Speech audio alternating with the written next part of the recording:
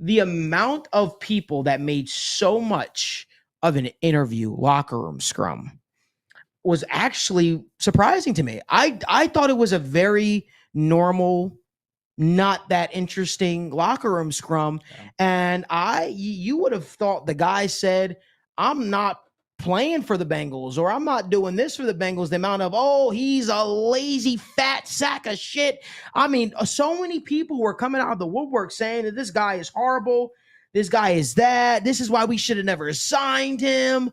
And I'm just like, whoa, can we cool the temperature? Like, cooler heads prevail. I have a saying, never get too high, never get too low, always remain even keeled. What in that statement from Trent Brown of him saying, hey, I am a 10-plus year vet. I've made it to Pro Bowls. I've won Super Bowls. He didn't even say that. This is me speaking now, friend. What in his response to, do you feel like you need preseason to get ready? What in his response of him saying, no, I don't think I necessarily need preseason snaps. I need to just get out there with my guys, get in football shape, because he did get nicked up and now he's back. What in there made people think, hey, this guy is lazy. This guy doesn't even deserve. Somebody was like, I would go as far as to say that the Bengals should cut him. Whoa. And throw your rookie first round pick out there who you guys, who literally played, 8 games in college? And even if he ends up being the backup, he's one of the best backups in the NFL. In the league. If not the best. It's like, come on, man. Yeah. Let's not make so much of it. If you have ever watched any Trent Brown interview, this is literally how he speaks on a regular basis. He was having a conversation, and by TMZ was in his face a couple months back, and they were asking him about Mac Jones before he signed with the Bengals. Oh, they were trying to, do you think Mac Jones should be benched? Do you think Mac Jones is? He's like, nah, I believe in Mac. Mac is our guy. He's QB1. I'm going to protect him. He was super normal. He was super. So my thought process is, why are we making the biggest deal out of Trent Brown saying, hey, I don't think I necessarily need it? These are good reps for Marius. Marius Mims needs these reps. I'll say what people aren't saying. Mims needs these reps, okay?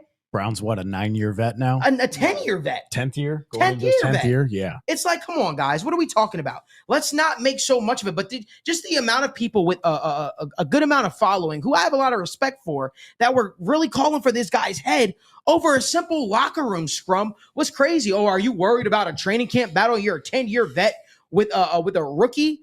No, I'm not worried. Of course he's not. What you want him to say? Yes, I'm worried. I'm shaking in my boots. I'm so scared. I'm terrified. Come on, guys. Come on. Listen, everybody's personality is different. AJ Green was one of the quietest guys, right? Gino didn't talk. Yeah, Gino didn't talk. Gino will literally have Carlos Dunlap talk for him. So what I'm saying is, let's not make too much of it. I just couldn't believe the overreaction over Trent Brown. Let me just say it right here. And maybe my opinion doesn't mean jack worth a shit to anybody. Oh, it means a lot to me, buddy. Oh, I love you. I love you too, buddy. I'll say this. I have no concern about Trent Brown. I have no concern about Trent Brown. If Trent Brown doesn't play one snap in the preseason for the Bengals, I have no concern about Trent Brown. If he doesn't suit up for another practice, then we could start talking. But if the guy doesn't suit up for preseason, I'm not worried. And neither should you. Turn on the tape. I don't even know if Trent Brown played preseason the last 2 years. I don't even know he has. Let's just relax, though. Let's cool the temperature. What are you guys' thoughts on Evan?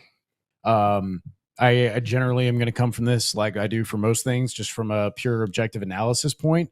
I don't think this is any fault on his own. I think he has been working on his own prior through minicamp and everything else that he wasn't here for. People were doing their own training, which people do all the time. Yeah. He had the slight ding, right? And that's why he hasn't been practicing. Now he's back. It seems like he's going to be healthy, but that was always the thing, right? Is conditioning and health were likely issues for him at some point in the season. And maybe he knows his body better than I do. He can ramp up and get into football shape within 4 weeks. That's all he needs.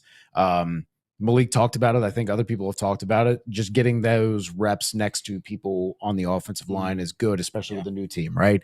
Those are the drawbacks. But like Malik said, 9-year vet going into his 10th year, has a lot of experience. Sure, the chemistry could be a little bit better, but again, we're talking about probably marginal differences here. It's not like he's not going to know the playbook and hasn't been looking at stuff and hasn't been working on that. Like, he's still a competent, good veteran. And honestly, like, has he opened the door slightly farther for Amarius Mims maybe to show that he can start in that job? Yeah. But if Amarius Mims didn't even get all the reps he did and then went out in preseason and looked dominant, that would already be a discussion. So I don't think like it's anything severe. I think it's like Logan has talked about with other stuff, a great problem to have when you have too much talent. You have to make these kind of decisions to where no matter what, I think we see all these guys on the field at some point, because I think we're not going to get that lucky again, especially if Trent Brown has kind of an injury history.